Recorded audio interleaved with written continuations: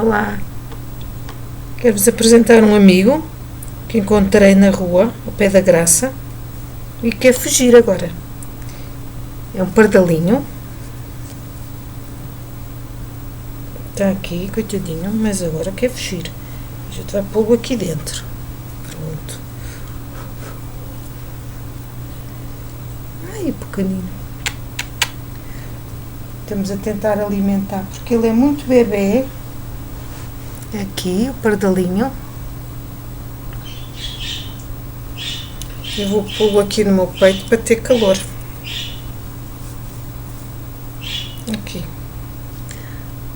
Aqui, vou chegar para aqui e estou a tentar alimentá-lo com papinha, com um palito.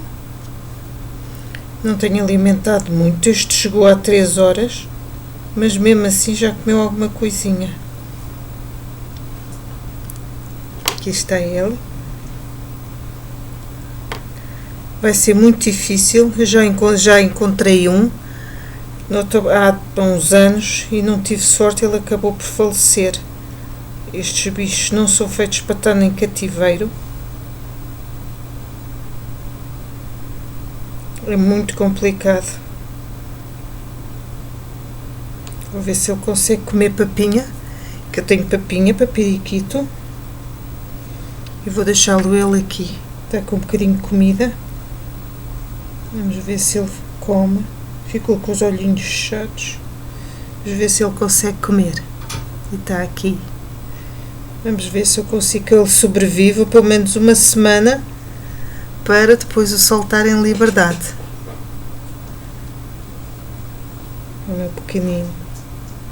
Ele estava a esvoaçar no chão, não consegue voar, deve ter caído do ninho, e eu consegui apanhá-lo mesmo do chão. Ele não ia sobreviver, alguém o ia pisar sem querer.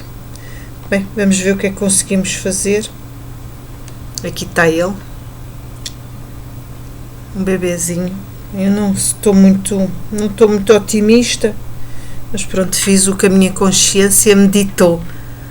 Tentar salvá-lo, pelo menos dar-lhe mais uma oportunidade. Ele aqui fica quentinho como se fosse um ninho.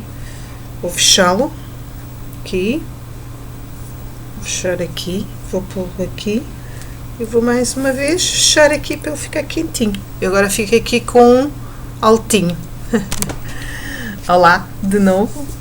E já sabem o que é que eu venho aqui fazer depois de vos apresentar o meu novo amigo, um bebê de pardal que achei hoje. Mas o que eu venho realmente vos trazer é este livro, Truman Capote a Sangue Frio. Vocês já devem ter ouvido falar de um filme protagonizado pelo Philip Seymour, que infelizmente morreu há 2 anos, no dia 2 de fevereiro,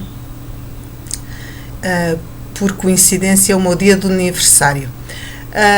Enfim, um grande ator, e que infelizmente morreu por uma causa que eu tanto falo aqui, que é estúpida, que são as drogas.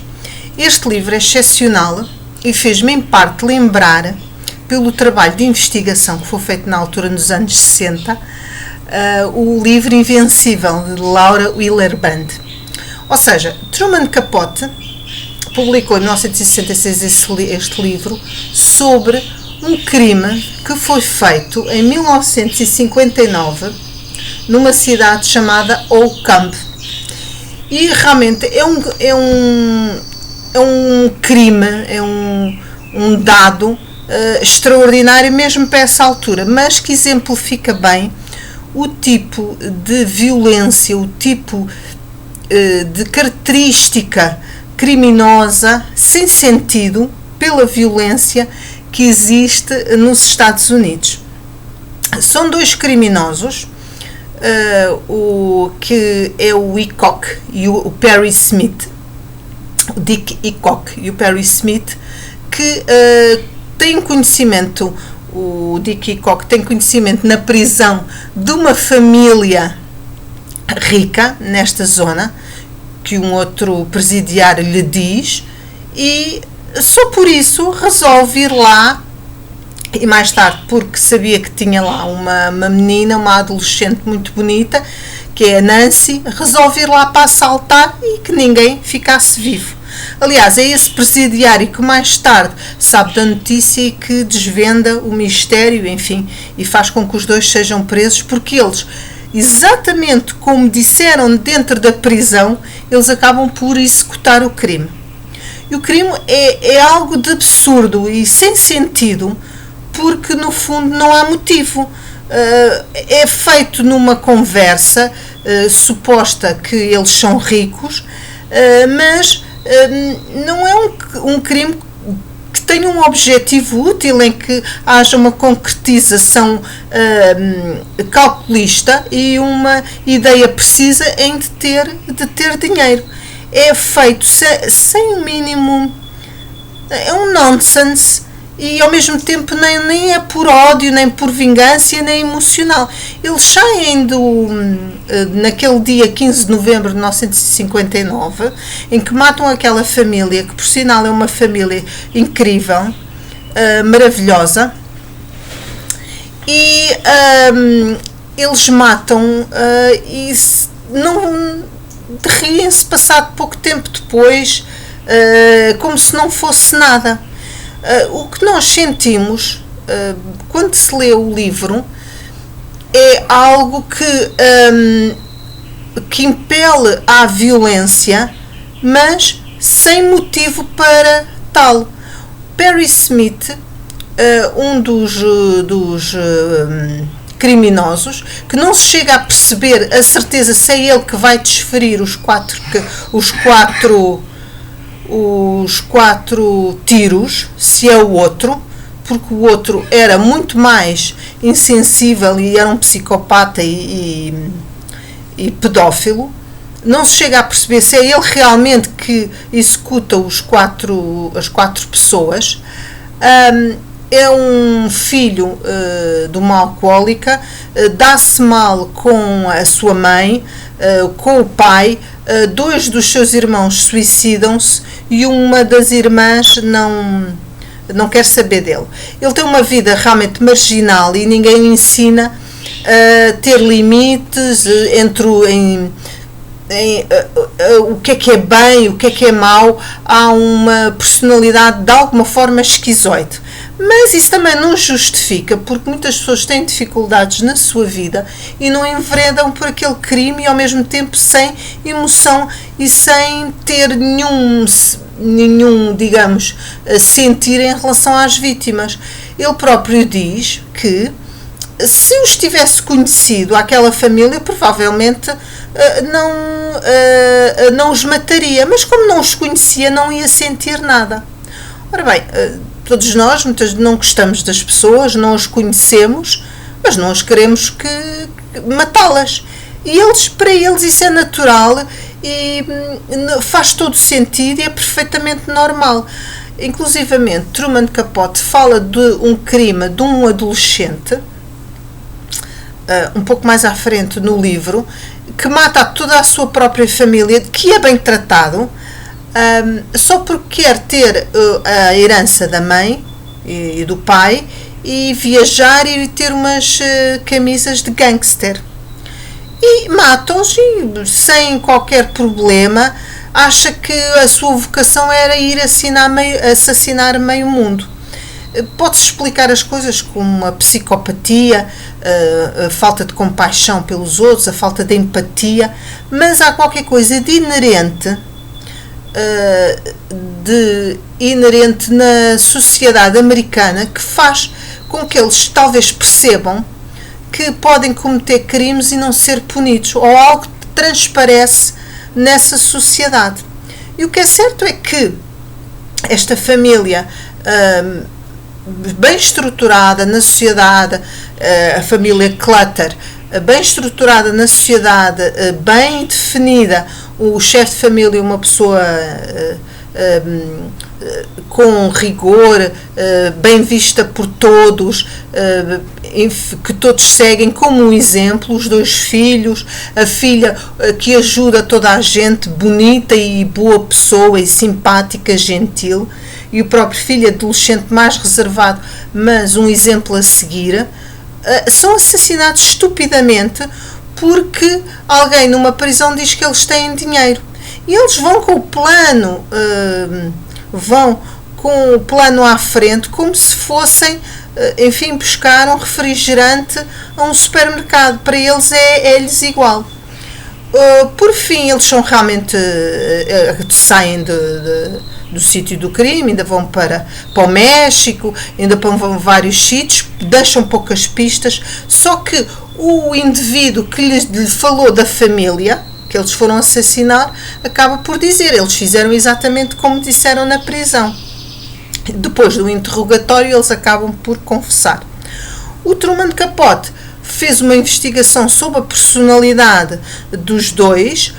Dickie Cocke tinha uma família excepcional, não havia nenhum indício, ao contrário do outro, que se justificasse tal comportamento. A mãe era honesta, boa, asseada, o pai também, e acaba por falecer. Não havia nenhum indício. Teve apenas um acidente em 1950 que teve vários estilhaços na cabeça, que segundo a família mudou-lhe a personalidade. Pode ser a teoria de António Damasio, manifesta no R de Descartes, em que lesões no cérebro, objetos que se introduzem dentro do cérebro podem alterar a personalidade para sempre. Pode ter sido isso. É possível. De qualquer maneira, é a violência pela violência.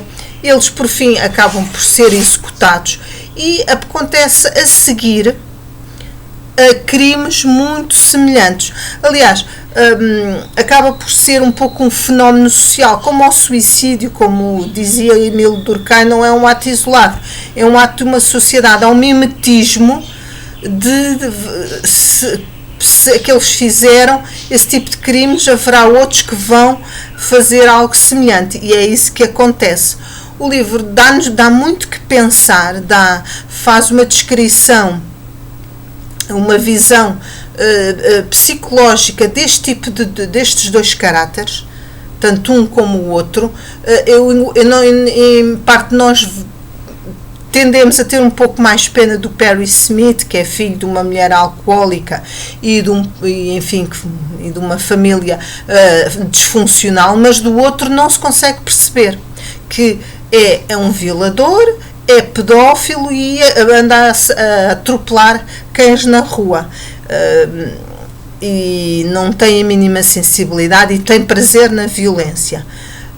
E como apesar de, no meio disto tudo, o que eu tenho a dizer é que o livro está extremamente bem feito por este jornalista dos anos 60, o trabalho que ele fez de investigação não foi só meramente colagem de tudo o que aconteceu, tudo faz sentido no livro e nós conseguimos perceber, em parte, a raiz da violência que existe nos Estados Unidos, que é uma violência sem sentido, gratuita, imediata e impulsiva, como se algo na sociedade permitisse a que isso acontecesse.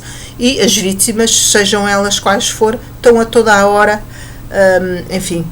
a surgir, como o caso desta família Clutter, em que nós ficamos completamente chocados pela morte gratuita de 4 elementos que não fizeram mal a ninguém, e alguém se lembra de ir pela casa adentro e de os matar, pensando que havia lá dinheiro e que podia violar a menina adolescente.